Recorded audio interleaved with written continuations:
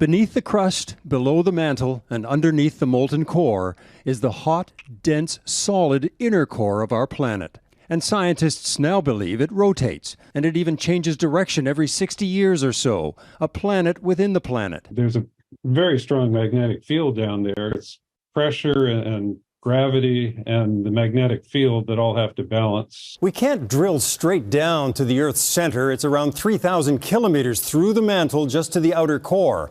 But scientists at Peking University in China found that seismic waves from earthquakes showed the Earth's core rotating, but also slowing down, and that it stopped just over 10 years ago and appears to be picking up speed, rotating now in the other direction. So what could that mean for the magnetic forces in and around the Earth? There's a powerful but delicate balance among the magnetic forces of the Sun, the Earth, and our planet's inaccessible interior.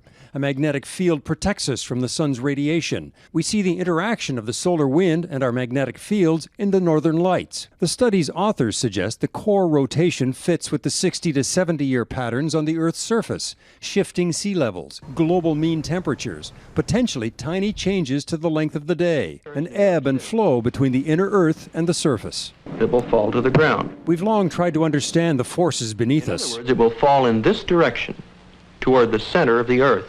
And when Hollywood heard about it, the core of the Earth has stopped spinning. Well, you can guess how that turns out. Microwaves will literally cook our planet. Without its internal convection, Mars lost its magnetic field, its heat, and went cold. That is not happening here. But if we can predict the subtle shifts down below, we could ultimately prepare for the effects up above. Though John Vidali says much of the science remains speculative. These mineral physics people need to explore what happens at a boundary between liquid iron and solid iron.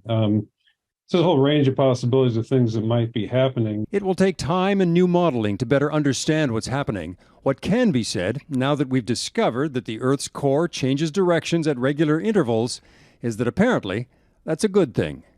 Eric Sorensen, Global News, Toronto.